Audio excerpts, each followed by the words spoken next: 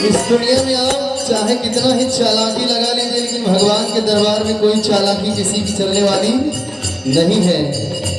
हो नहीं चले उसके घर रिश्वत, नहीं चले चालाकी, नहीं चले उसके घर रिश्वत, नहीं चले चालाकी। हाँ नहीं चले उसके घर रिश्वत, नहीं चले चालाकी, नहीं चले उसके घर रिश्वत, नहीं चले चालाकी। हाँ उसके अपने लेन देन की रीत बड़ी है बाकी, उसके अपने लेन देन की रीत बड़ी है बाकी।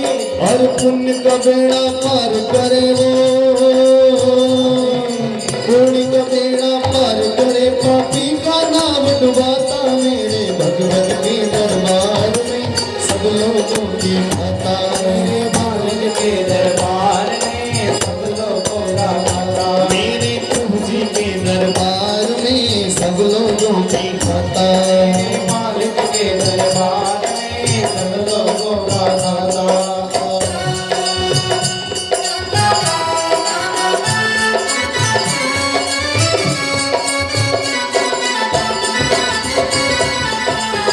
जय हो।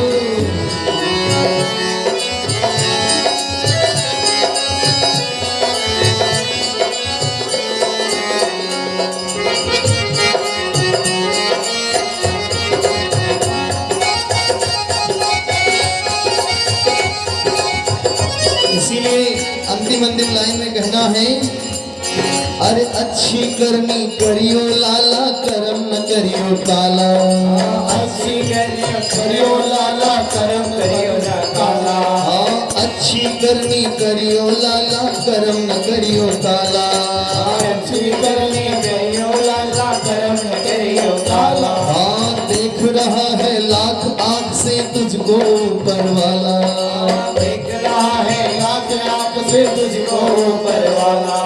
और समय गुजरता, अरे प्रभु का शरण पकड़ ले प्यारे, समय गुजरता जाता मेरे मालिक के दुकान में सब लोगों की खाता, मेरे मालिक के दरबार में सब लोगों का खाता। ओ मेरे भगवान के दरबार में सब लोगों की खाता, मेरे भगवान के दरबार में सब लोगों का खाता। हाँ जो नर जैसा कर्म करेगा, जो नर जैसा कर्म करेगा वैसा ही फल पाता, मेरे भगवत की दरबार में सब लोगों की खाता, मेरे भगवान के दरबार में सब लोगों का खाता। ओ मेरे मालिक के दरबार में सब लोगों की खाता, मेरे मालिक के दरबार में सब लोगों की खाता, मेरे मालिक के दरबार में सब लोगों की खाता, मेरे मालिक के दरबार में सब लोगों की खाता। बोली भक्तवत्सल भगवान की जय हो। श्री सुखदेव भगवान राजा परीक्षित जी को मंगलमयी कथा श्रवण करा रहे हैं। सुखदेव भगवान कहते हैं, परीक्षित एक बार नंद बाबा आज सभी ग्वाल बाल अंबिका वन में गए। वहां पर एक विशालकाय अजगर ने नंद बाबा का पैर पकड़ लिया। नंद बाबा घबरा गए, कहे कन्हैया जल्दी बचाओ। भगवान आए, भगवान ने जैसे ही अजगर का स्पर्श किया, अजगर उस योनि से छूट गया।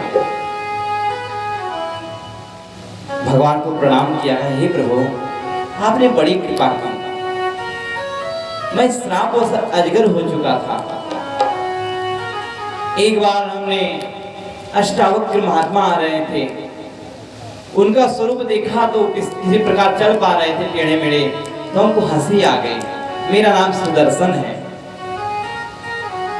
और उन्होंने कुपित होकर हमको श्राप दे दिया कि तुम भी जाओ टेढ़े मेढ़े चलोगे तो अजगर बन जाओगे। हे नाथ आप बड़ी कृपा की, मुझे अधम योनि से आपने हमको मुक्त किया। हे नाथ आपको बारंबार भगवान को प्रणाम करके परम धाम को प्राप्त किया। भगवान सबके साथ वापस चले आए।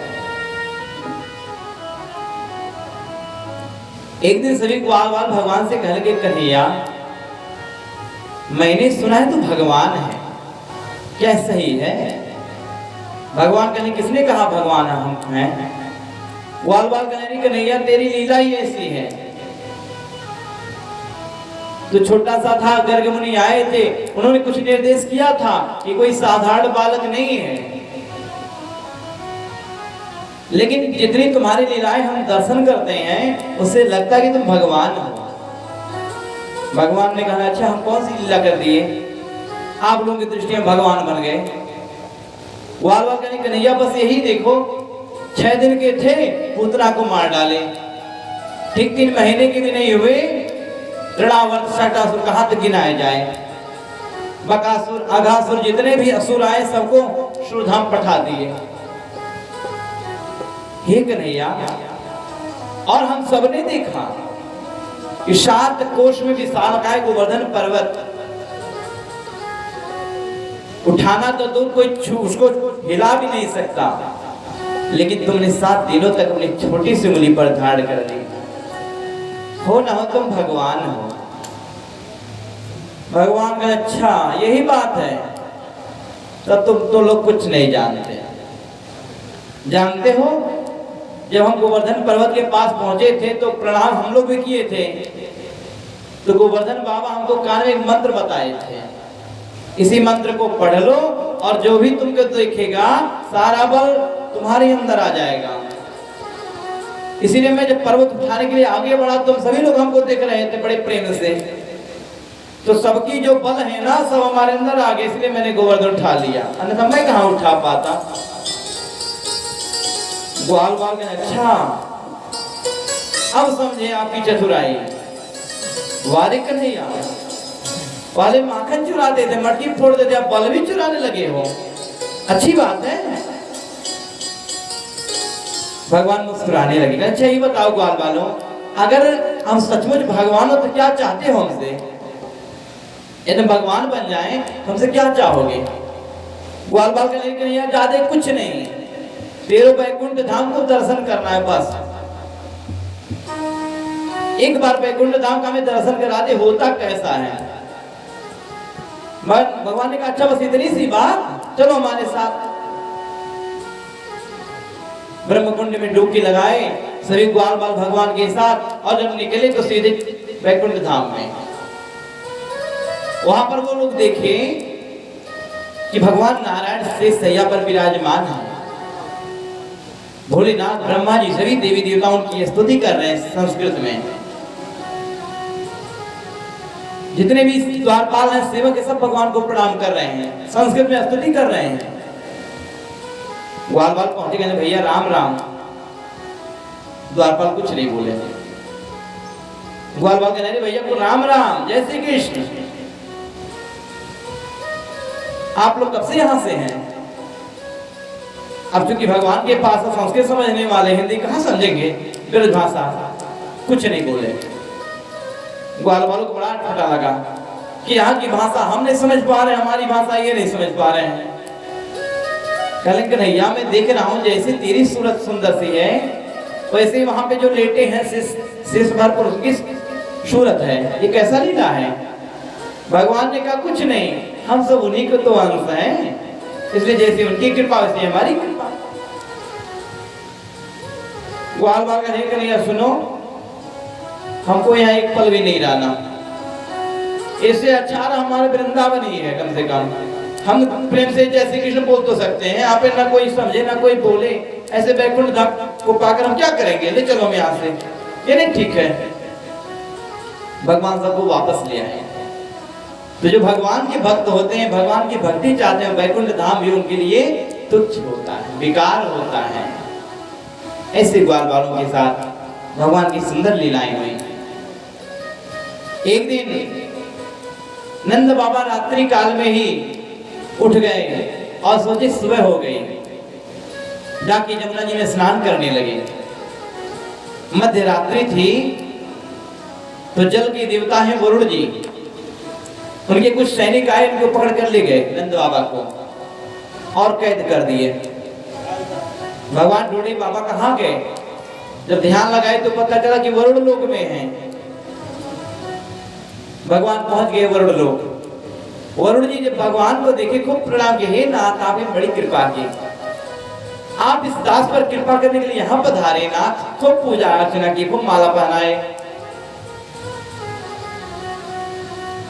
भगवान कहने अच्छा एक और हमारी पूजा कर रहे हो, एक और हमारे बाबा को कैद में कर दिए हो, इधर करो हमारे बाबा को। और भगवान क्षमा मांगे और भगवान लेकर वापस आ गए। नंद बाबा खूब शोर मचाए, हमारा कन्हैया मानो भगवान है, देवता तक प्रणाम करते हैं इनकी। प्रेम से पुराण भगवान की जय हो। श्री सुखदेव भगवान कहते हैं परीक्षित, भगवान की लीलाएं अनुपम है। यहाँ तक कि ग्वाल बाल गोपियां एक झलक देखने के लिए तरसते थे। काशी के बार हम भगवान को देख लेते हैं। जिस ब्रह्म का आदि का पता नहीं, अंत का पता नहीं, उसी ब्रह्म को गोपियां कहते हैं कि नहीं, एक ठुमका लगाओ ताजो ताजो माखन खिलाऊंगी। जो परमात्मा किसी वस्तु का भूखा नहीं है, स्वयं पूर्ण है, फिर भी गोपियों की छोटे से मक्खन के लिए नाचता है। क्योंकि मक्खन का चाह नहीं है, ये तो प्रेम की बात है। शेष गणेश महेश दिनेश सुरेश हूँ जाहि निरंतर ध्यावे, काहि अहिर की छोहरिया छछिया पे छाछ दे नाच नचावे। ऐसी महिमा प्रभु की। यहाँ तक कि एक बार एक गोपी भगवान का दर्शन करना चाहती थी। सोची कैसे मिले भगवान। आ गई नंद बाबा के यहाँ। यशोदा मैया बैठी थी, दधि मंथन कर रही थी। गोपी कह रही मैया हमें थोड़ा गोबर चाहिए था, यदि मिल जाता बड़ी कृपा होती। मैया कहने अच्छा एक नहीं, जितना चाहिए सब ले जा, क्या गौशाले में एक नहीं, जितना चाहिए उतना ले जा। भगवान तो सर्व के भाव को जानते हैं। वो साले में गई और टोकरी में गोबर डालने लगी। भगवान भी पहुंच गए, अपनी तिरछी निगाह से देखने लगे।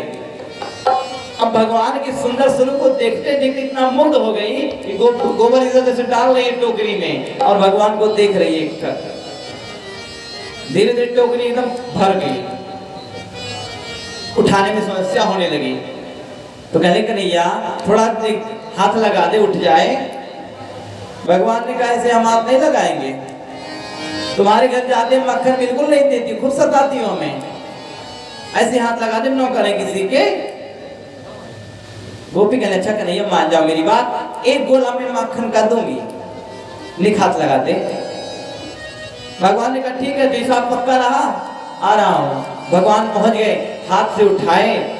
आज पहली बार भगवान को इतने निकट से गोपी देखी, बड़ा प्रसन्न हो गई। हे कन्हैया, बड़ा आनंद आया मन में। झट से गई घर पे और गोबर पटक के फिर आगे टोकरी लेकर कहने मैया थोड़ा और गोबर ले ले। मैया कहने अरे बावरी जितनी आवश्यकता सब ले ले, ले जा। पहुंच गई फिर गौशाले में, फिर गोबर डाल रही है टोकरी में। भगवान को देख रही है, भगवान भी देख रहे हैं। भगवान को देखते ही देखते फिर टोकरी भर गई। फिर गोपी कहने कन्हैया एक बार और हाथ लगा दे। भगवान ने कैसे काम नहीं चलेगा, ऐसे बार बार जाओगी, बार बार आओगी, गोला में कितना मिलना है भूल जाएंगे, हमारी गिनती बहुत कमजोर है। गोपी ने कहा एक काम करो लाला, जितनी बार तुम चाहोगे उतनी बार तुम्हारे मस्तक पर चंदन लगा देंगे गोबर का, गोबर से ही टीका लगा देंगे। अंतिम में सब गिनकर हिसाब हो जाएगा, तुम कितनी बार ऊंचाए हो, हमें कितना गोला माखन का देना है। भगवान प्रसन्न हो गए, ऊंचा दिए, फिर गोबर लेकर गई, फिर घर में फटक गए, फिर आई, फिर गोबर भरने लगी। फिर धीरे धीरे टोकरी फुल हो गई, पूरा भर गई। फिर इन्होंने भगवान ने फिर चंदन लगा दी। बारंबार भगवान उठाते तो बारंबार उनको चंदन लगता गोबर का, वही गोबर जो हाथ में लगा रहता लगा देती। यहाँ तक कि उनके मुखमंडल पर पूरा गोबर ही गोबर भर गया। तब तक यशोदा मैया देखी, कह रही कि नहीं ये क्या कर रहे हो, ये गोबर गणेश क्यों बने हो? इधर आप पहले मुख धो दे। भगवान को पास लाई, जैसे मुख धोने के लिए जल उठाई, भगवान कह रहे भैया बिल्कुल मत करना। अगर मुख धुल दी ना आपने तो ये सारा हिसाब चौपट हो जाएगा। यशोदा मैया कहने लगी कौन सा हिसाब? भगवान ने कहा मैया तो को नहीं पता, गोपी एक गोबर का टीका लगाई है, जितना चंदन लगा है उतना हमको माखन का गोला मिलेगा। हिसाब अगर धुल दोगी सारा हिसाब चौपट हो जाएगा, सब भूल जाएगा। भगवान की ऐसी लीला है। मैया हंसने लगी, यहाँ तक कि गोपियों की मटकियां तक तोड़ देते भगवान, दही खाते, दही उड़ाते, मटकियां फोड़ दे। एक दिन सभी गोपी कहने लगे एक नहीं, सुनो रोजाना ऐसी हालत करते हो ना, ठीक नहीं है, किसी दिन बहुत ज्यादा शिकायत करेंगी भैया, और तुम्हारे खिलाफ मुकदमा भी चलेगा, ध्यान रखना। अगर ऐसे सताओगे हमको, गोपियों को सताओगे, सबको सताओगे तो दाम बचाएंगे तुमको, और मुकदमा कहा जाएगा नंद बाबा के दरबार में, ध्यान रखना। बोली वृंदावन बिहारी लाल की जय हो। हरि राह चलत जो छेड़ी कन्हैया, ताली बजाते हुए राह चलत जो छेड़ी कन्हैया, कोर्ट कचहरी दिखा दूंगी। राह चलत जो छेड़ी कन्हैया, कोर्ट कचहरी दिखा दूंगी। राह चलत जो छेड़ी कन्हैया, कोर्ट कचहरी दिखा दूंगी। राह चलत जो छेड़ी कन्हैया, कोर्ट कचहरी दिखा दूंगी। और कह के बाबा नंद राय से, कह के बाबा नंद राय से डंडे से पिटवा दूंगी। कह के बाबा नंद राय से डंडे से पिटवा दूंगी। हो अरे चाहे पुलिस हो चाहे दरोगा, सबका दर्श करा दूंगी। चाहे पुलिस हो चाहे दरोगा, सबका दर्श करा दूंगी। और चाहे पुलिस हो चाहे दरोगा, चाहे पुलिस हो चाहे दरोगा, सबका दर्श करा दूंगी। कह के सोना मैया से, कह के सोना मैया से उर्गल में तुझे बढ़ा दूंगी।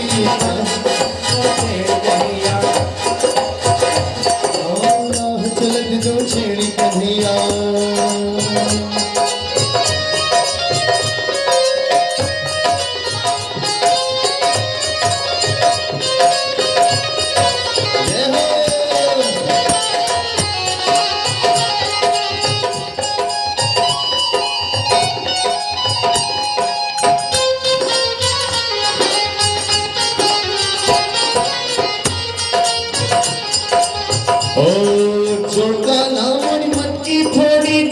रबड़ लिखा दूंगी।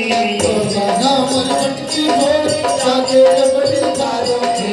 जो का नाम और मटकी फोड़ी, जो का नाम और मटकी फोड़ी जाके रबड़ लिखा दूंगी। जो का नाम और मटकी फोड़ी जाके रबड़ लिखा दूंगी। अरे करूं मुकदमा कोर्ट में जाके, करूं मुकदमा कोर्ट में जाके तो अंदर करवा दूंगी। हर करूं मुकदमा कोर्ट में जाके तुझको अंदर करवा दूंगी। मुकदमा कोर्ट में जाके तुझको अंदर करवा दूंगी। राह चलत जो छेड़ी कन्हैया,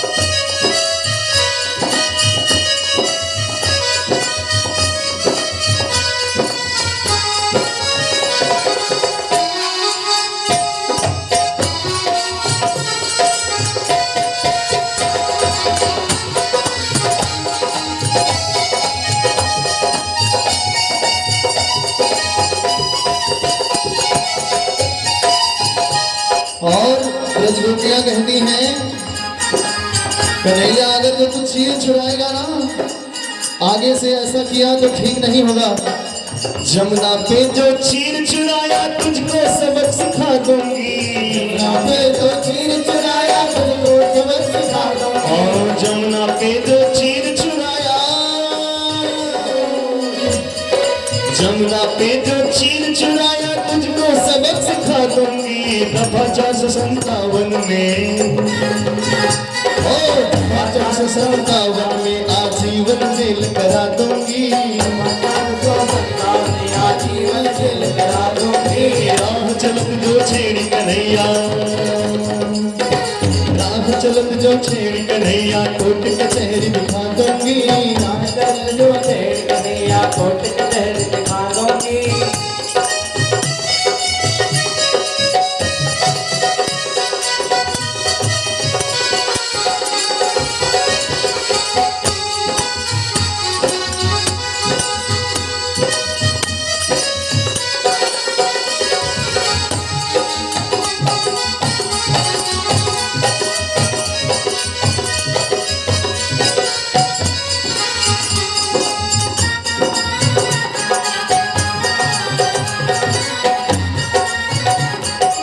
कहती हैं अभी नन्हा सा छोटा सा है तू, बड़ा ज्ञान दिखाता है ना तू, सारा ज्ञान भुला दूंगी। बड़ा ज्ञानी बने फिरता है।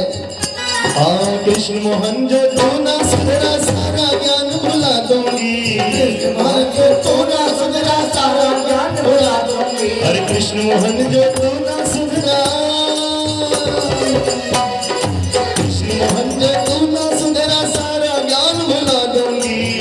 मोहन जो तू ना सुधरा सारा ज्ञान भुला दूंगी। अरे एडवोकेट करूं मैं अपना, हो एडवोकेट करूं मैं अपना फांसी पे लटका दूंगी। एडवोकेट करूं मैं अपना फांसी पे लटका दूंगी। अरे एडवोकेट करूं मैं अपना फांसी पे लटका दूंगी। एडवोकेट करूंगी अपना फांसी पे लटका दूंगी। और राह चलत जो छेड़ी कन्हैया कोर्ट कचहरी दिखा दूंगी। राह चलत जो छेड़ी कन्हैया कोर्ट कचहरी दिखा दूंगी। और कह के बाबा नंद राय से, के बाबा नंद राय से डंडे से पिटवा दूंगी। बाबा नंद राय से डंडे से पिटवा दूंगी। अरे कह के बाबा नंद राय से डंडे से पिटवा दूंगी। कह के बाबा नंद राय से डंडे से पिटवा दूंगी।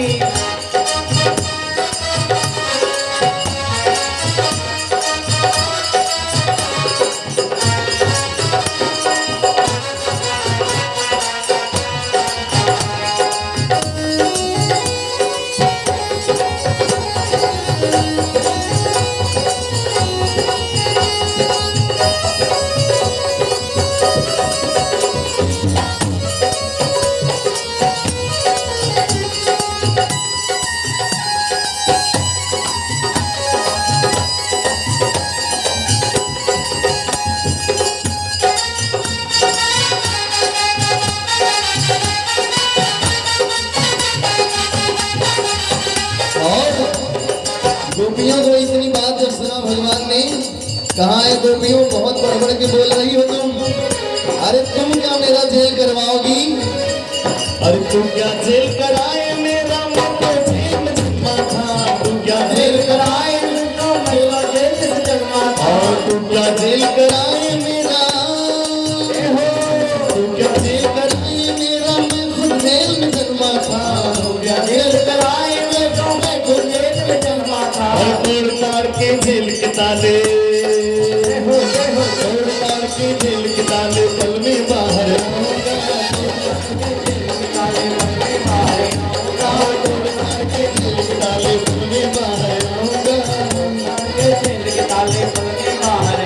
और राह चलत जो छेड़ी कन्हैया कोर्ट कचहरी दिखा दूंगी। राह चलत जो छेड़ी कन्हैया कोर्ट कचहरी दिखा दूंगी। और कह के बाबा नंद राय से डंडे से पिटवा दूंगी। बाबा नंद राय से डंडे से पिटवा दूंगी। और चाहे पुलिस हो चाहे दरोगा सबका दरस करा दूंगी। चाहे पुलिस हो चाहे दरोगा सबका दरस करा दूंगी। और कह के यशोदा मैया से उठल में तुझे बना दूंगी। यशोदा मैया से उठल में तुझे बना दूंगी। और तोड़ ताड़ के जेल के ताले, तोड़ ताड़ के जेल के ताले पल में बाहर आऊंगा।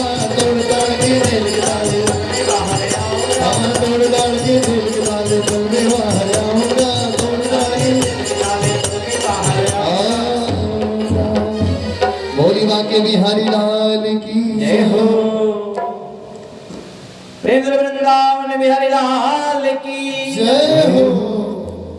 ऐसी सुंदर लीलाएं प्रभु की हुई। एक दिन नारद जी सोचे कि कंस की लीला ज्यादा बढ़ रही है, अब इसकी लीला पूर्ण होनी चाहिए। पहुंच गए भगवान का भजन करते हुए कंस के पास। कंस ने जब देखा नारद जी को प्रणाम किया। नारद जी कहने लगे, अरे महाराज कंस, आप इतना विद्वान, बुद्धिमान और बलशाली होते हुए भी मूर्खता पूर्ण कार्य कर रहे हैं। ये हमें नहीं मालूम था कि आप इतने भोले भाले हैं। कंस कहने, अरे महाराज, हमसे कहां भूल हो गई? बहुत विचार के हम कार्य करते, फिर भूल कहां हुई? नारद जी कहने, अरे महाराज, जो आकाशवाणी देवताओं ने की थी ना कि देवकी की 8वीं संतान आपका काल बनेगा, वो और कोई नहीं, वही नंद बाबा के पुत्र हैं, जिनको मारने के लिए आप बारंबार प्रयास किए, लेकिन आप मार नहीं पा रहे हैं। देखिए, अपने काल को छोड़ना नहीं चाहिए। कंस कल्याणी, महाराज, आप ये क्या कह रहे हैं? वसुदेव और देवकी तो हमारे यहाँ कैद थे, हमारे यहाँ हाथ में हथकड़ी, पांव में बेड़ी लगी थी, सैनिक सब पहरा कर रहे थे, और वो बालक यदि यहाँ जन्मा तो वहां कैसे पहुंचा? नारद जी कहने लगे, हे राजन, इन देवताओं पर विश्वास इतना मत करो। ये देवता लोग अपनी माया के द्वारा, शक्ति के द्वारा कुछ भी कर सकते हैं। जानते हो, वो बालक यही जन्म लिया था, लेकिन देवताओं की ऐसी माया हो गई कि उनके हाथ की हथकड़ी, पांव की बेड़ी सब हट गई, और बालक को ले जाकर के नंद बाबा के यहाँ पहुंचा दिए। वहां पर जन्मी हुई कन्या को लाकर तुम्हें सौंप दिए। तुम्हारे साथ छल हुआ है, अभी भी कुछ नहीं बिगड़ा है। अपने शत्रु को मत छोड़ो। कंस हाथ जोड़, अरे महाराज, तभी तो मैं सोच रहा हूं कि आखिर इतना बलशाली हो कैसे हो गया है। मैं जिस वीर राक्षस को भेजता हूं नंद के पुत्र को मारने के लिए, वहां से मर आते, सूचना आती है कि वो खत्म हो गए। लेकिन किस प्रकार मैं बद करूं, मैं सोच नहीं पा रहा हूं। नारद भगवान का, नहीं महाराज, आप इतने बुद्धिमान हैं, फिर भी हमसे पूछ रहे हैं? अरे आप यहाँ रखा हुआ धनुष है जो परशुराम जी आपको दिए हैं, उसी का यज्ञ का आयोजन कर दिए जी, झूठ मूठ में दिखावे में करना है। और उस आयोजन में महाभट पहलवानों को इकट्ठा कर दीजिए, और किसी भी प्रकार बहाना करके कृष्ण और बलराम को वहां से ले आइए और यहीं पर मरवा दीजिएगा। देखिए, मूर्ख और संत दूसरों के फूकने पर बसते हैं, अपने नहीं बसते। कंस को बात अच्छी लगी, और नारद जी के चले जाने के बाद कंस ने फिर वही उग्र रूप धारण किया। सैनिकों से कहा, बंदी बनाओ वसुदेव जी को और देवकी जी को, फिर से डालो कारागार में। इन्होंने झूठ बोला, हमसे छल किया, ऐसे छली को हम छोड़ेंगे नहीं, बंद करो। और ये दिवंशियों के मंत्री थे अक्रूर जी महाराज। अक्रूर जी को बुलवाया, कहना, हे अक्रूर जी, आप तो जानते हैं हम कितने उदार हैं। अक्रूर जी मन में कहने, हाँ हाँ, तो हम जानते हैं कितने आप उदार हैं, कितने दयालु हैं। कंस कह रहे, महाराज, आज लेकर हम सोच रहे हैं कि कोई यज्ञ उत्सव होना चाहिए मथुरा में,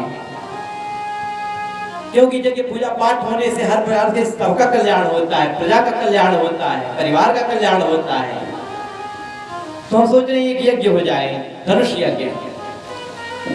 और ये भी विचार में आ रहा है कि हमारे नगर में जितने भी पहलवान लोग हैं, पराक्रमी हैं, वो हमारे पास आए, हम देखें उनके पराक्रम को। हमें भी पता चलना चाहिए हमारे नगर में कितने पराक्रमी हैं, बलशाली हैं, हम सबको पुरस्कार देंगे। और हमने सुना है नंद बाबा के यहाँ 2 पुत्र हैं, कृष्ण और बलराम, वो भी बड़े बलशाली हैं। ये तुम वहां जाते उन दोनों को यहाँ ले आते तो हमें बड़ा अच्छा लगता।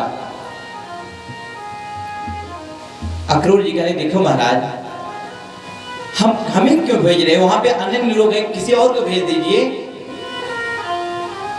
हम वहां क्यों जाएं, हमें जाने की इच्छा नहीं है। कंस कहने देखो महाराज, हमें पता लग चुका है कि वो दोनों वसुदेव जी के पुत्र हैं, और यदि आप नहीं जाओगे तो हो सकता है हम वसुदेव जी को और देवकी को मार डालें,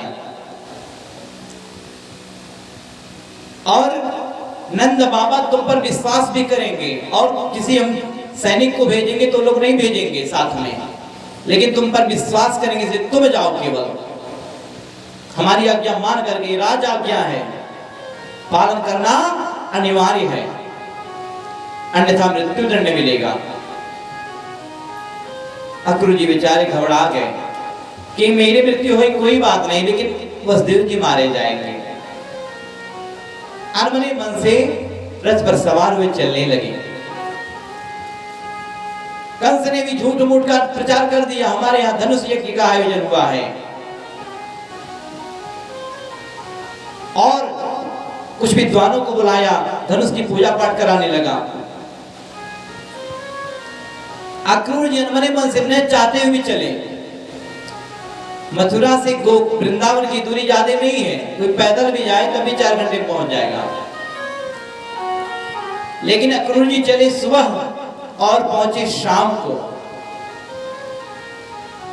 इतना समय लग गया, वो भी रथ से, क्योंकि जब अक्रूर जी चलते तो एक जगह रथ रोक लेते और रथ पर बैठकर खूब रोते, हे परमात्मा ये कैसी लीला है तेरी, निरपराध बच्चों की हत्या करवाने के लिए कंस ने आदेश दिया होगा, हमें पता है, और हमारे माध्यम से उनकी हत्या हो जाएगी,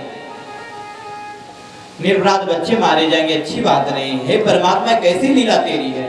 खूब फोड़ फोड़ कर रोते, फिर कुछ दूर आगे चलते, फिर वहां बैठ के रोते, फिर अपने आप को संभालते, रोते संभालते चलते इनको सुबह से शाम हो गई। उधर नारद जी भी भगवान को प्रणाम किए। भगवान नारद जी को देखे, कहने अरे नारद जी आइए और बताइए हमारे मामा जी का क्या हाल है। नारद जी हाथ जोड़ के, हे प्रभु आप तो जानते हैं हमारी लीला, हमने सोचा कि कंस की लीला पूर्ण होनी चाहिए, इसलिए थोड़ा जाके वहां फूंक आया, ये ऐसा करो महाराज।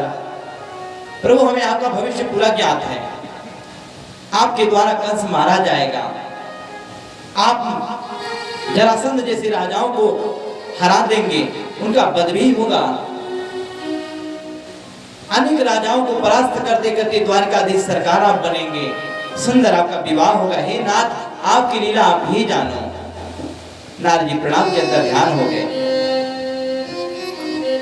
गोधूली बेला में भगवान गौशाले में गौ माता की सेवा कर रहे थे बलराम जी के साथ, और रथ आकर दरवाजे पर रुका अक्रूर जी का।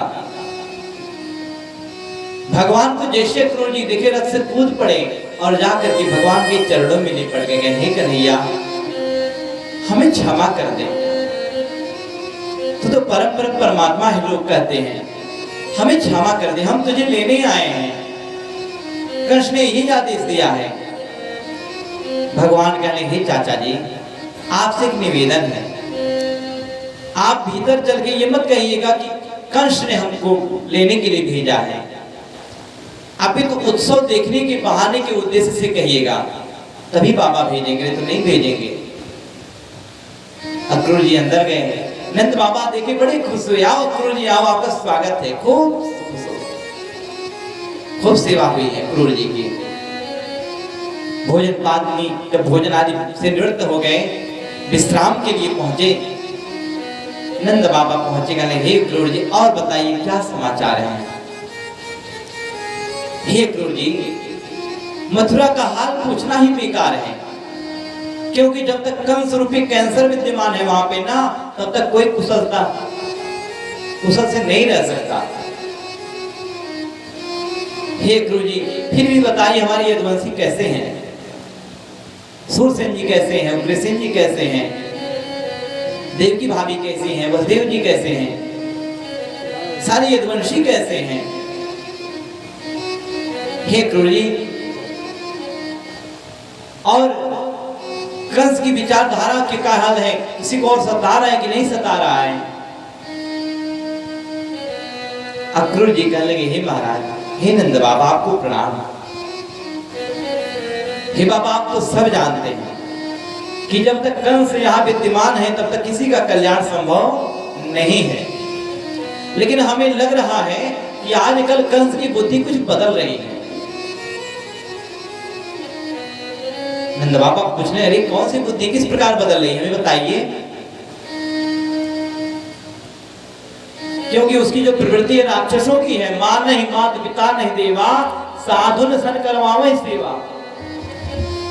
जिनके ये आचरण भवानी दे जाने निश्चर सब प्राणी, वो तो निश्चर है, फिर भी उसकी बुद्धि बदल रही है। हमें बताइए किस प्रकार बदल रही है। अक्रूर जी कहने लगे, हे बाबा सुनिए, आजकल कंस एक यज्ञ का आयोजन कर रहा है और उस यज्ञ में अपने नगर के सभी लोगों को बुलवाया है, उसके राज्य में जितने लोग हैं सबको बुलवाया है। यहां तक कि उस उत्सव को देखने के लिए कृष्ण और बलराम को भी बुलवाया है और मैं लेने आया हूं।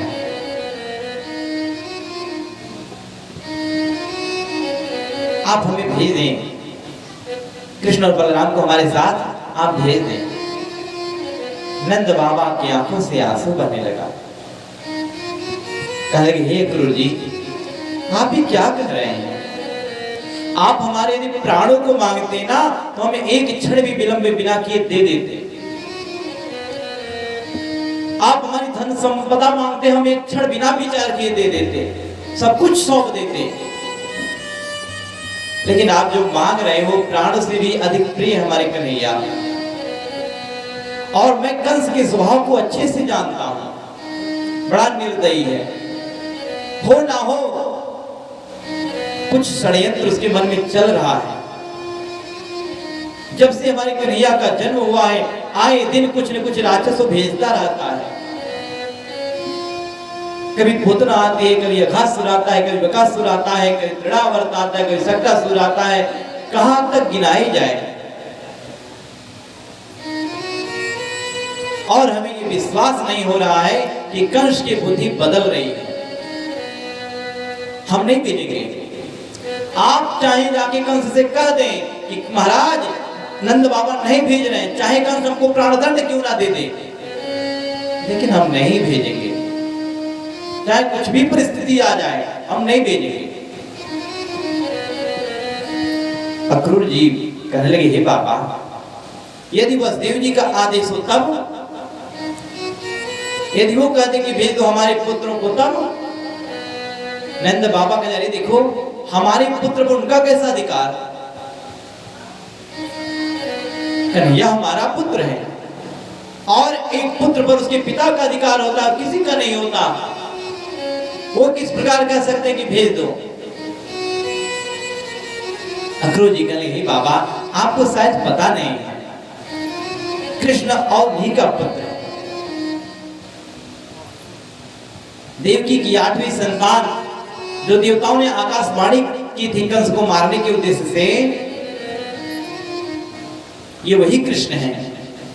देवताओं की इसी कृपा रही कि जब कृष्ण का वहां जन्म हुआ तो वसुदेव जी ला करके आपके यहाँ सौंप दिए और आपके यहाँ जन्मी हुई कन्या को यहाँ से ले गए। इसलिए कृष्ण उन्हीं के पुत्र हैं, बलराम तो हैं, इसलिए कृष्ण बलराम को भेज दीजिए। नंद बाबा की आंखों से आंसू बहने लगा। यशोदा मैया बगल में खड़ी थी लेकिन कुछ बोल ना पाई, केवल रोती ही रह गई। नंद बाबा कहले, हे अक्रूर जी आप क्या कह रहे हैं। सारा ब्रजमंडल इस बात का साक्षी है कि कन्हैया यहाँ पर जन्म लिया है।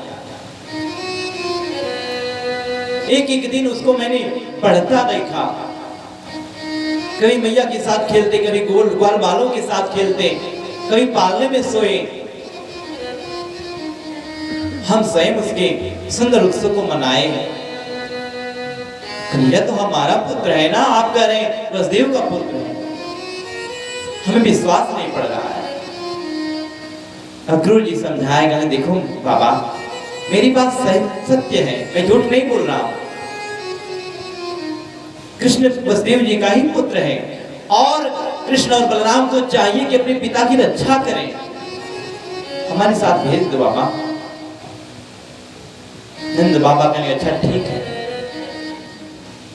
यदि ऐसी बात है कि बलपूर्वक कृष्ण बुला रहा है तो हम कृष्ण को अकेले नहीं भेजेंगे, हम स्वयं सभी ब्रजवासियों के साथ जाएंगे और हमारे कन्हैया के ऊपर आते हुए हर संकट को स्वयं सहेंगे।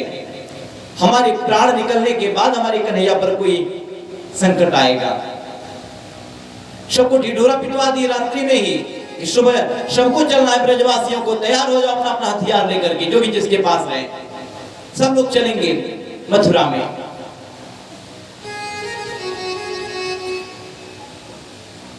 भगवान आए बलराम जी के साथ, कहले बाबा हमें भेज दो, देखो हम कभी उत्सव नहीं देखे हैं बाबा, जब से हमारा जन्म हुआ है तब से आज तक हम केवल गोकुल, वृंदावन, जमुना जी इतना ही दर्शन किए बाबा, हम भी उत्सव देखना चाहते हैं, कैसा होता है उत्सव, हम जाना चाहते हैं। नंद बाबा ने कहने लगे ठीक है हम चलेंगे, लेकिन साथ में।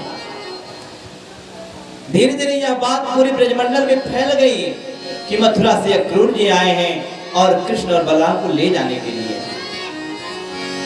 सारे ब्रजवासी दुखी हो गए, यहां तक कि गौ माता आज सबने चारा तक नहीं खाया, इतने दुखी हो गए।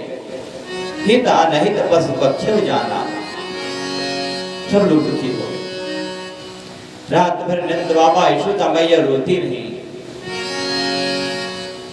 सुबह नंद बाबा जैसे भोर हुआ, सभी ब्रजवासियों के साथ लाठी डंडा जिनके पास जो भी था व्यवस्थित करके निकल गए मथुरा की ओर। भगवान दरवाजा खोले बाहर निकलने के लिए बलराम जी के साथ। जैसे दरवाजा खुला भगवान ने देखा कि हजारों गोपियां दरवाजा घेर करके खड़ी हैं। भगवान कहले देखो गोपियों, हम मथुरा जाना चाहते हैं और आज हम जा रहे हैं ना, कल उत्सव देखेंगे, परसों आ जाएंगे, पक्की बात परसों आ जाएंगे, परसों आगमिष्यामि, हमें जाने दो। हे गोपियों, इतना कह करके भगवान आगे बढ़ने लगे। गोपियों की आंखों से आंसू बहने लगा। गोपियां कहने लगे हे परमात्मा, हे विधाता, ये तेरा कैसा न्याय है, एक बार जीव को जीव से भेंट कराता है, अगले ही क्षण वियोग करा देता है। हे विधाता, हम तेरे लिए खिलौने हैं ना, जैसे बच्चे को कितना भी महंगा खिलौना दे दो अगले क्षण तोड़ ही देता है, उसी प्रकार हे विधाता हम तेरे खिलौने हैं, तू नहीं समझता है। अगर वियोग ही कराना है, बिछो ही कराना है, तो मिलाता क्यों है। एक गोपी कह रही मैं तो विधाता पोस रही थे, कहां गए। सभी गोपियां भागी भागी भगवान के पास आने लगी। भगवान जाके रथ में बैठ गए बलराम जी के साथ। गोपियां रथ के आगे सब खड़ी हो गई। भगवान हाथ जोड़ के कहने हे गोपियों, देखो आज तक हम कोई उत्सव नहीं देखे हैं, इसलिए हम उत्सव देखना चाहते हैं।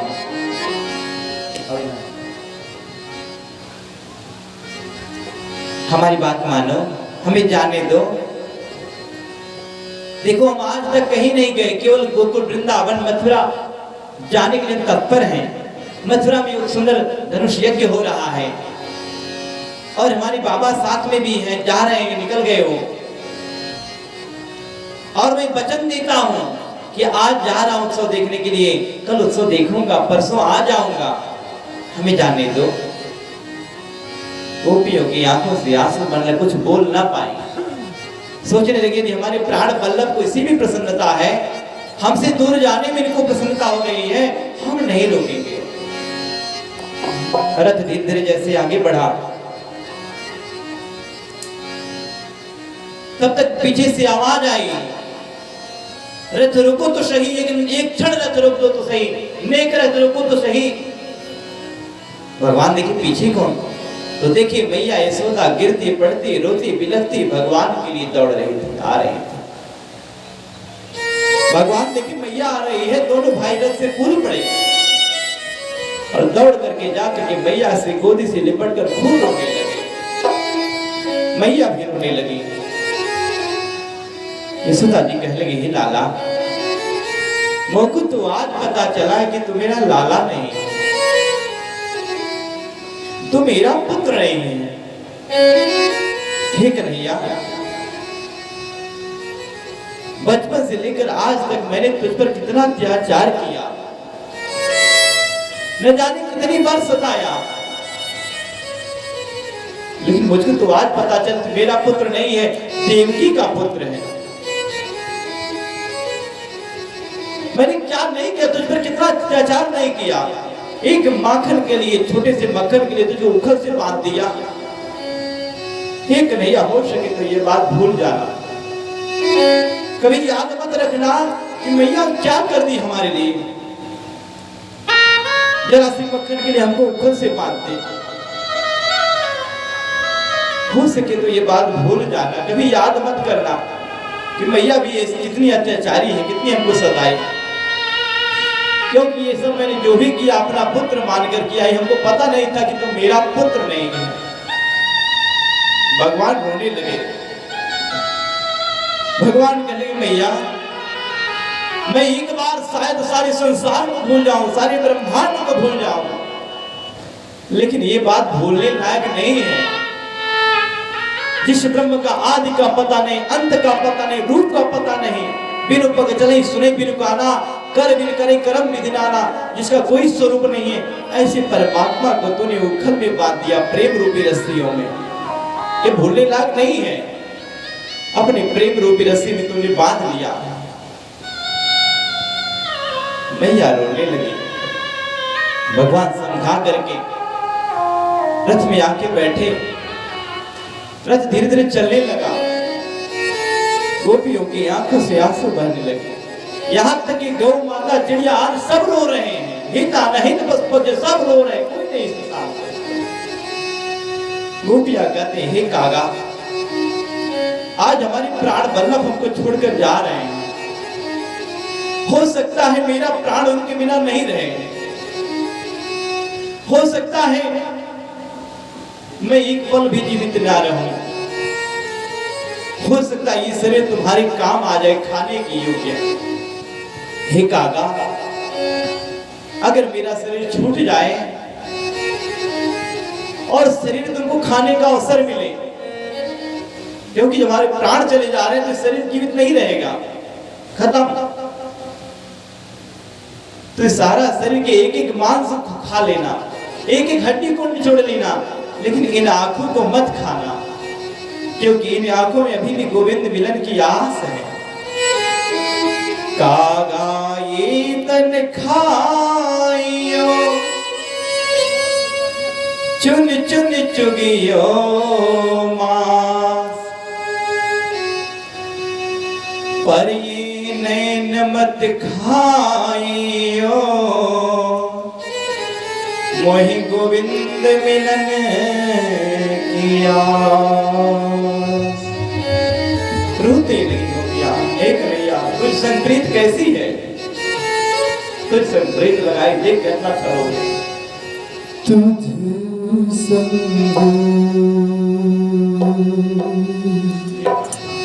प्रीत लगाई सावरे,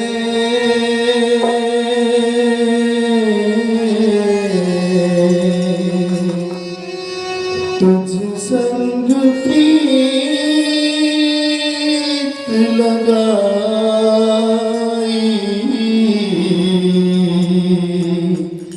सावरे,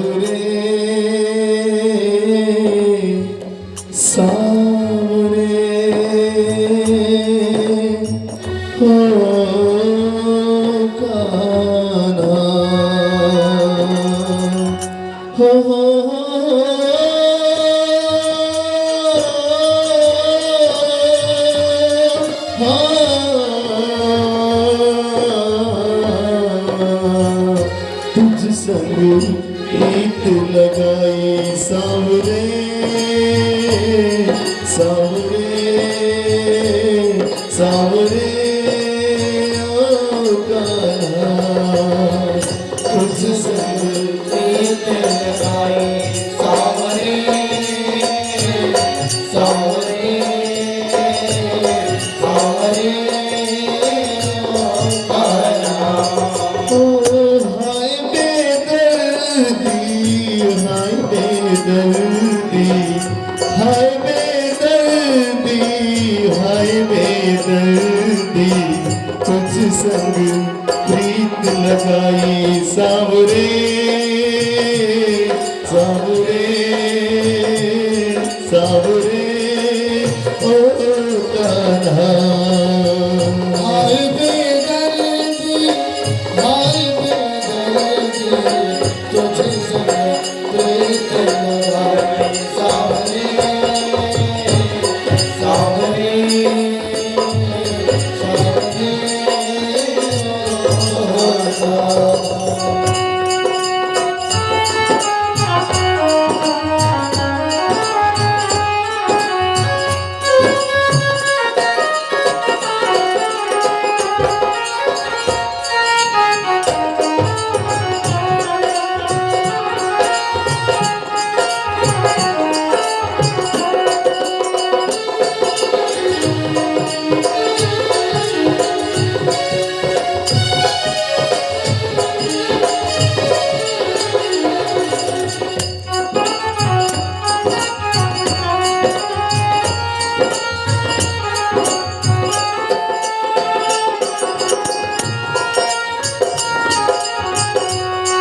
हो आजा मेरे घर तुझे माखन खिला दूं आजा मेरे घर तुझे माखन खिला दूं माखन खाड़ और मिश्री मिला दूं माखन खाड़ वाले मिश्री मिला दूं मेरा पकवान तुझको जम के खिला दूं मेरा पकवान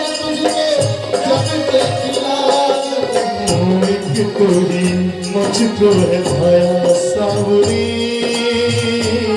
सावरी सावरी ओ कान्हा तुझे संग प्रीत लगाई सावरी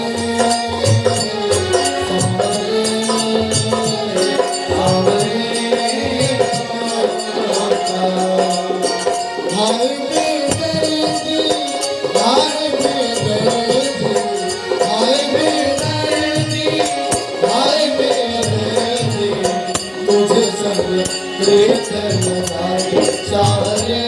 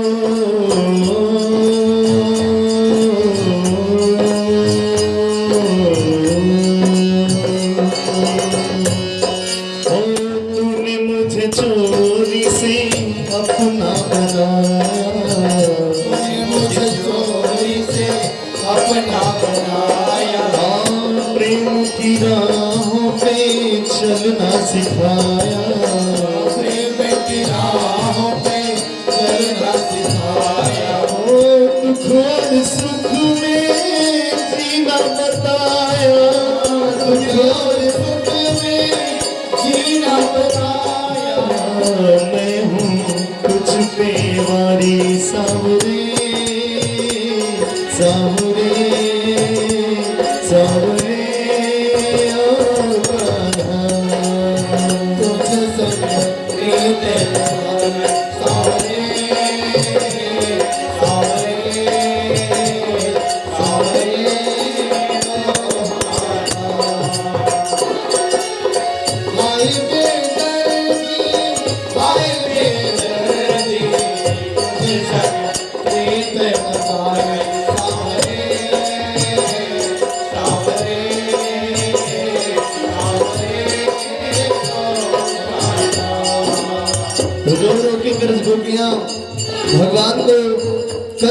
कार्य कर रही हैं कि हे सांवरे सरकार, हे प्राणनाथ, आप जो हमारे गलियों में आकर के बंसी बजाया करते थे, माखन चुराया करते थे, वो यादें हमें बहुत रुलाएंगी।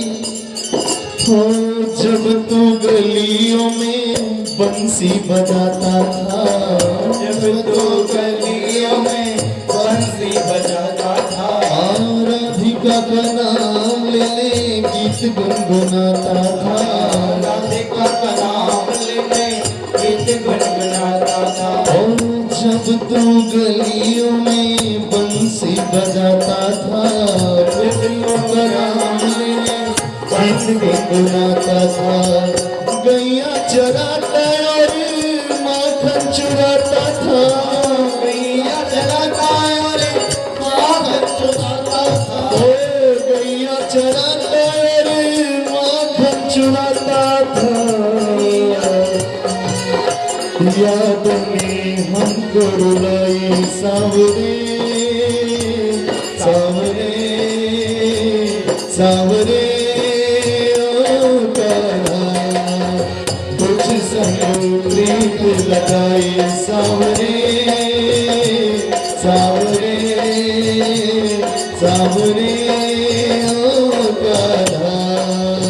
हाय बेदर्दी, हाय बेदर्दी, कुछ संग प्रीत लगाई सांवरे, सांवरे, सांवरे ओ कान्हा।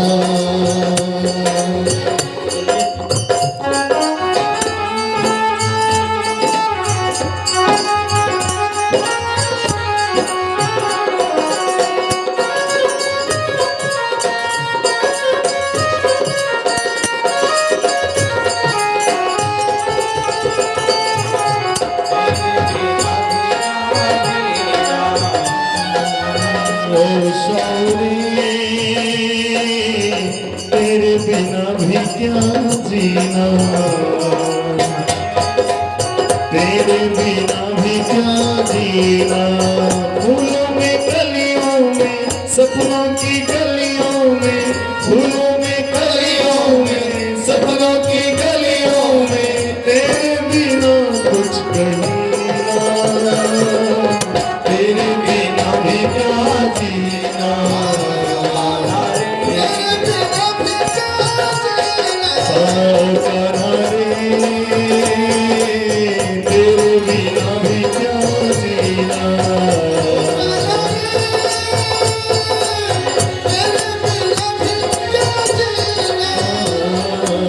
तेरे बिना भी क्या जीना, तेरे बिना भी क्या जीना। बोल गिरधर गोपाल की जय हो। जब तक रथ की ध्वजा दिखती रही, सभी गोपियां खड़े होकर देखती रही। मेरा कन्हैया चला जा रहा है, मानो हमारा प्राण चला जा रहा है। जब रथ की ध्वजा दिखनी बंद हो गई, सभी गोपियां रोते रोते अपने अपने घरों पर लौट आई।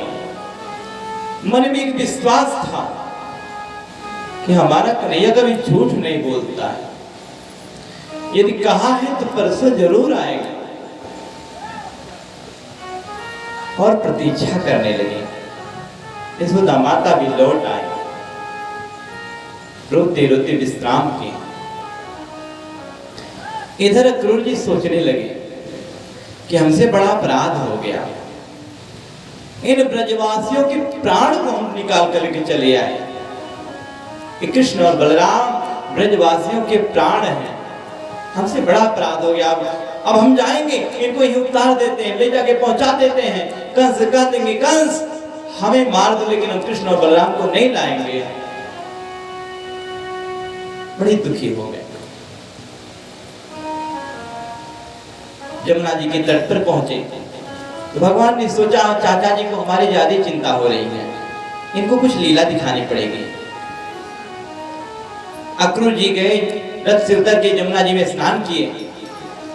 स्नान करते समय इन्होंने देखा कि जल में भी भगवान श्री कृष्ण और बलराम जी रथ नीचे विराजमान है।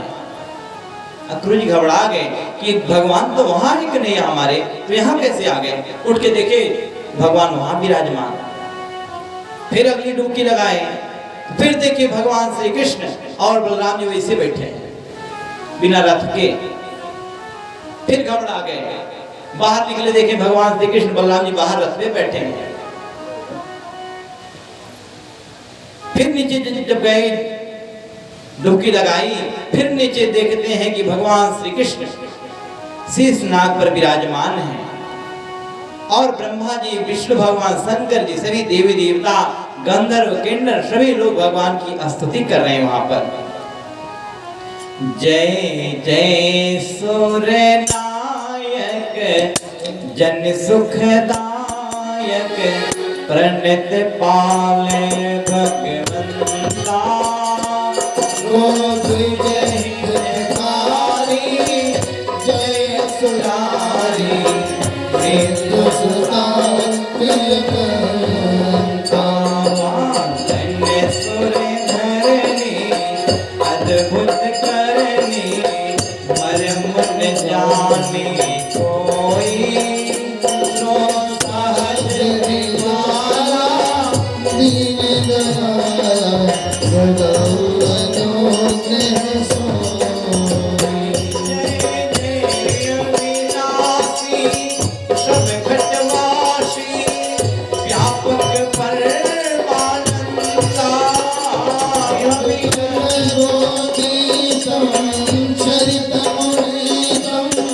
माया रहित मुकुंदा। जय लागी विरागी अनुरागी चरित मोह मुनि वेदा। जय वासर जावहि मूल गण गावहि सरत सच्चिदानंद। जयति सच्चिदानंदा जयति सच्चिदानंद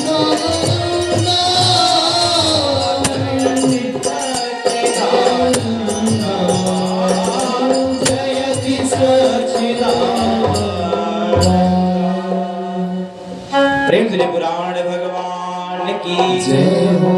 सभी लोग स्तुति कर रहे हैं। अक्रूर जी प्रणाम किए, भगवान को बारंबार प्रणाम किए। हे नाथ, हम नाहक में आपकी चिंता में व्याप्त थे, आप तो जगत के पालन कारक हैं। हे नाथ, हम आपकी क्या रक्षा करेंगे, आप तो सारे संसार, सारे ब्रह्मांड की रक्षा करते हैं। प्रणाम करके बाहर आए, रथ के पास पहुंचे तो भगवान मुस्कुराकर कहने लगे, चाचा जी क्या बात है, आप जल में पड़े, चिंता में व्याप्त थे, क्या कारण है, कुछ देखा क्या अंदर। अक्रूर जी हाथ जोड़े, हे कन्हैया, अब अपनी लीला यहीं बंद कर दो, अन्यथा मैं पागल हो जाऊंगा, समझ नहीं पाऊंगा। अगर जल में तो यहाँ कैसे, यहाँ थे तो जल में कैसे, मैं समझ अभी भी बुद्धि को ठीक से विचार में नहीं आ रहा है, विश्वास नहीं पड़ रहा है। बड़ी प्रसन्न हुए और अक्रूर जी भगवान और बलराम जी को ले जाकर के मथुरा में पहुंचाते हैं। वहां नंद बाबा आज सभी ग्वाल बाल पहले पहुंच चुके थे। भगवान पहुंचे, नंद बाबा जी को प्रणाम किए, सभी ग्वाल बालों से मिले। अक्रूर जी जाके कंस महाराज को चुना दिए, महाराज नंद बाबा के दोनों पुत्र आ चुके हैं। अब कंस और घबरा गया, संकट तो ही दूर था, लेकिन संकट तो हमारे पास आ गया, अब क्या होगा। मंत्री लोग समझाने लगे, अरे महाराज आप क्यों चिंता करते हो, हम लोग किस दिन काम आएंगे। अरे हमारे पास अनेकों महाभट पहलवान हैं, 4 लोग मुष्टिक सल तो सल, मतलब जिनके सामने देवता तक नहीं ठहर पाएंगे। सभा में जब लगा जाएगा तो सभा में सभी पहलवान विराजमान मिलेंगे। और रास्ते में कुबेलापेड़ हाथी को खड़ा कर देंगे, मदिरा पिला करके। पहले तो कुबेलापेड़ हाथी समाप्त कर देंगे, बाद में आप तक सूचना आएगी कि हाँ खत्म हो गए। कंस को मन में कुछ विश्वास हुआ, लेकिन पूर्णतः विश्वास नहीं हुआ कि हम बच जाएंगे, घबरा गया। इधर भगवान जब नंद बाबा से मिले, प्रणाम किए, भगवान कहे बाबा यदि आदेश होता तो हम नगर की थोड़ा टहल आते, देख आते नगर का क्या हाल चाल है। नंद बाबा कहे ठीक है जाओ, लेकिन बलराम को साथ ले लेना, अकेले मत जाओ। क्योंकि नंद बाबा को विश्वास था कि बड़े पराक्रमी है बलराम जी, बड़े बलशाली हैं। बलराम जी भी साथ हो गए, ग्वालवाल भी सभी साथ हो गए, चलने लगे। एक ग्वालवाल कहे कन्हैया मैं देख रहा हूं जब से हम लोग आए हैं यहाँ के लोग बड़े ध्यान से हमको देख रहे हैं, जैसे हम किसी चोर हो या डाकू हो, इतने ध्यान से हमको देख रहे हैं। भगवान ने कहा भैया तो को नहीं पता, अरे हमारा मामा का घर है, ननिहाल है। अच्छा भैया, यहाँ के जो महाराज हैं ना मेरी मामा जी हैं, इसलिए सब लोग बड़े प्रेम से देख रहे हैं। ग्वालवाल कहे अच्छा कन्हैया यदि पहले बता दिया होता कि हम लोग मामा जी के यहाँ जा रहे हैं तो बढ़िया पोशाक बना के आते ठाट से, अब घूमने के लिए हम चले आए जैसे तैसे। भगवान ने कहा चिंता मत करो, सबकी व्यवस्था हम करेंगे, मामा जी का घर है, यहाँ सब कुछ व्यवस्था ठाकुर जी करेंगे, चलो हमारे साथ। एक स्थान पर धोबी था, कपड़ा धो रहा था, कुछ कपड़े को इसे रखा था। भगवान पहुंच गए सभी ग्वाल वालों को साथ लेकर के, पहले मामा जी राम राम। धोबी तो दिखा बड़े परे ध्यान से, भाई कौन हमारा भांजा आ गया यहाँ पे। कहने लगे भाई कौन हो आप, हम मामा जी कैसे। भगवान कहे देखो मामा जी यहाँ के जो महाराज है हमारे मामा, तो मामा के गांव के सही मामा, इसलिए आप भी मामा। और हमें थोड़ा कपड़ा दे देते, हम पहन लेते हम लोग। धोबी बड़ा क्रोध में आया, राम अरे तुम वही बनवासी हो ना, गोकुल के लाला, हमने कितना राक्षस भेजा तो मार डाले, चिंता मत करो मेरे हाथों नहीं बचोगे, महाराज को मैं प्रसन्न करूंगा मार करके तुमको। भगवान को बुरा भला कहा, भगवान एक हाथ से लगाए, इसका प्राणांत हो गया, जमीन में ही धंस गया, खत्म। और जो धोबी थे डर के मारे भाग गए, भाई हमारी बारी कहीं ना आ जाए, बटके में भाग गए सब कुछ छोड़ करके। भगवान कहने आओ जितने जिसको जो भी साइज में कपड़ा आवे सब लोग बांध लो। जितना भी वहां अच्छा कपड़ा था सभी ग्वाल बाल पहन लिए। अब अपना कपड़ा होता है तो साइज में बढ़िया फिट हो जाता है, अब दूसरे का कपड़ा कैसे फिट होगा। तो जब रास्ते में चलने लगे तो मानो सड़क बहार रहे हो, खूब सफाई हो रही हो। ग्वाल बाल कहे कन्हैया बात तो सब ठीक है, लेकिन वस्त्र थोड़ा बड़ा हो गया। भगवान ने कहा चिंता मत करो, मामा जी का गांव है, सब व्यवस्था होगी। एक दर्जी था, भगवान को देखा तो इनकी महिमा को जानता था, दौड़ के आया, हे प्रभु यदि आपका आदेश होता तो हम वस्त्रों को ठीक कर देते। भगवान मुस्कुराए गए भैया तेरे मुंह में घी शक्कर, जल्दी कर। दर्जी ने सबका नाप लिया और भगवान के और सभी के वस्त्रों को सुसज्जित कर दिया। भगवान ने आशीर्वाद दिया चलो कलयुग में तुम कमाओगे बढ़िया, सब महानता तुम्हारी रहेगी, जितने का कपड़ा नहीं उससे दुगना तुम्हारी सिलाई रहेगी। आज भी देखिए खूब फलफूल रहे हैं दर्जी लोग, जितने का कपड़ा नहीं उससे दुगना उनकी सिलाई है। और कहीं दूल्हे राजा का शेरवानी सीना हुआ तो बतिया अलग है, कहीं कोट मिल जाए दूल्हे राजा का तो कितना कह देंगे ठाकुर जी जाने, 5 रुपया मतलब खूब अच्छे रकम से सीते हैं। भगवान सभी के साथ और आगे बढ़े तो एक सुदामा नामक माली था। भगवान को देखा तो बहुत गदगद हो गया मन में, दौड़ के आए हैं प्रभु यदि आदेश होता तो माला पहना देते। भगवान बड़े प्रसन्न हुए, सुदामा नामक माली ने सबको मोटी मोटी माला पहना दिया, सभी ग्वाल बाल बढ़िया माला पहन लिए चकाचक। भगवान ने आशीर्वाद दिया जाओ तुम्हारे यहाँ कभी भी फूल बासी नहीं माना जाएगा। भगवान का आशीर्वाद है, देखिए आज भी है, ये फूल यदि माली के यहाँ है तो चाहे 100 दिन रखें बासी दोष नहीं आता है, लेकिन अपने यहाँ रखे जाते हैं ना तो बासी दोष आ जाता है दूसरे दिन फूल नहीं चढ़ाना चाहिए। भगवान का आशीर्वाद मिला और आगे बढ़े। एक ग्वाल बाल कहे कन्हैया हम ब्रजवासियों के मस्तक पर जब तक ठापक ठुआ चंदन ना लग जाए आनंद नहीं आता, लग जाता तो बड़ी कृपा होती। भगवान ने कहा चिंता मत करो और आगे चलो, बहुत उत्सव देखने के लिए मिलेंगे, चलो। और छतों पर जो भी वहां की मथुरावासी स्त्रियां थी सब खड़े होकर देख रहे थे सब दृश्य। कि लाला बड़ा चमत्कारी है, बड़ा पराक्रमी है, एक ही हाथ में धोबी को सुला दिया। कुछ संत कहते हैं कि ये वही धोबी था जो रामावतार में मैया सीता पर आलंछन लगाया था। भगवान सोचे चिंता मत करो, इसमें रामावतार बड़े सज्जन भाव दिखा रहे हैं ना, द्वापर में मिलना को बताएंगे। संतों के भाव हैं। प्रेम श्री पुराण भगवान की जय हो। भगवान और आगे चले तो त्रिवक्रा नाम की कुजा आ रही थी, हाथ में चंदन का लेप लेकर के। 3 जगह से बेचारी टेढ़ी थी, किसी प्रकार चल पा रही थी। भगवान देखी गए, आओ सुंदरी हमें भी लेप लगा दो चंदन का। कुब्जा काले, हे प्रभु आप कौन हैं और आप हमें इस संबोधन से क्यों पुकार रहे हैं? हमें कुब्जा कहिए, कुबड़ी कहिए, ये सब सुंदरी कहना अच्छी बात नहीं है। हमारा उपहास आप कर रहे हैं, हम सुंदर कहां से दिख रहे हैं आपको? भगवान ने कहा देखो, मैं किसी के शरीर को नहीं देखता शरीर कैसा है, मैं हृदय को देखता हूं हृदय कैसा है।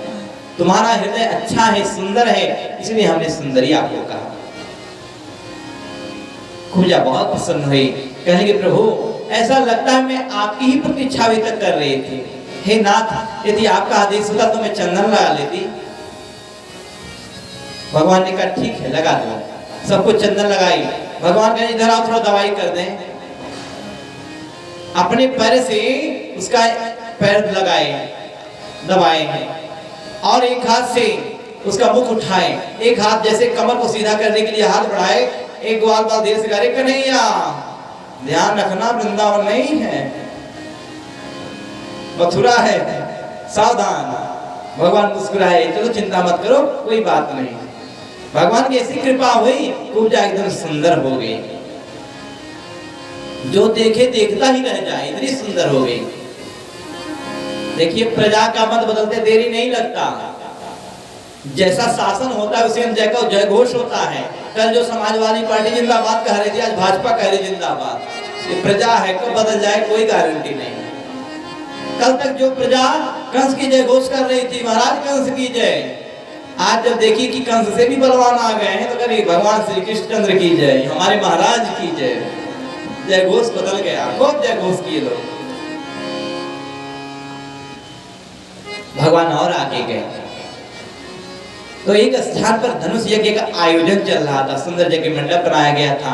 कुछ सैनिक रखवाली कर रहे थे, कुछ पंडित जी लोग पूजा कर रहे थे धनुष की।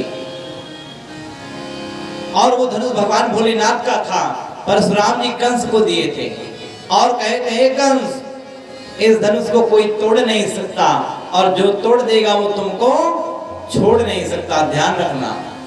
इसलिए कंस ने और पहरेदारी बढ़ा दी थी, टाइट रहो प्रशासन। भगवान आगे गए, सैनिकों को प्रणाम किए, कहने मामा जी हम भी भगवान भोलेनाथ के बड़े भक्त हैं, यदि कृपा करते हम भी दर्शन कर लेते भोलेनाथ के धनुष का। सैनिक लोग बुरा भला बोलने लगे, भगवान सबको मार के भगा दिए।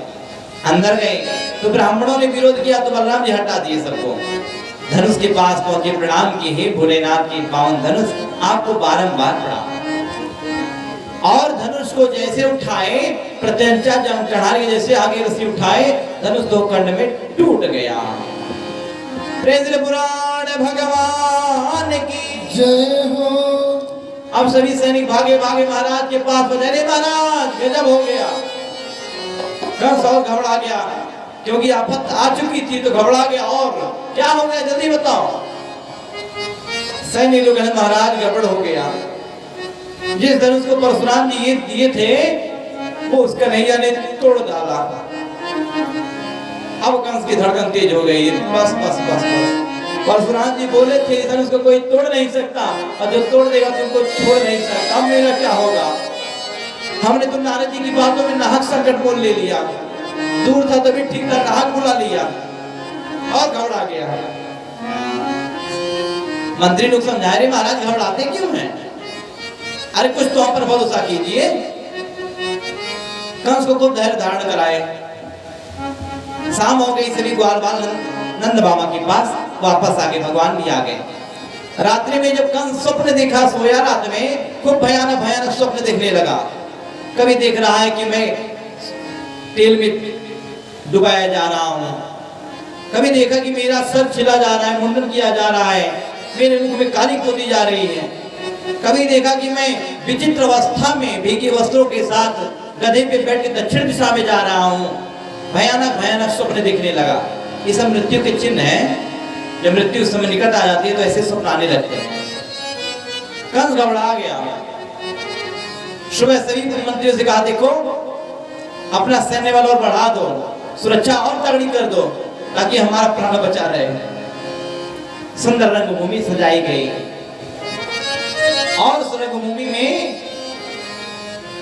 सभी लोग आकर के बैठे।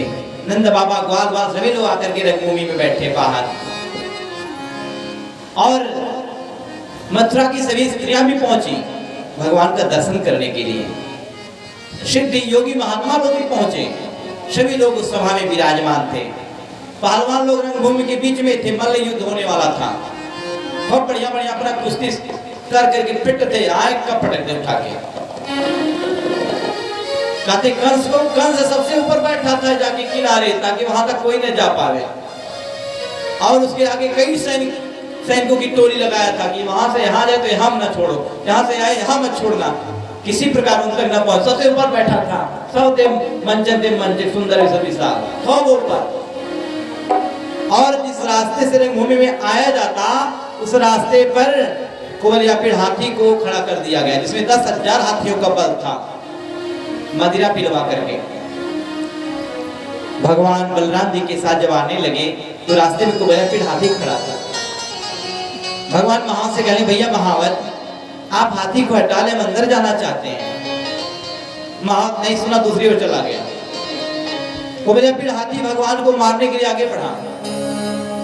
भगवान खेल ही खेल में उसके सर पे चढ़ गए और मुष्टिका से जोर से प्रहार किए।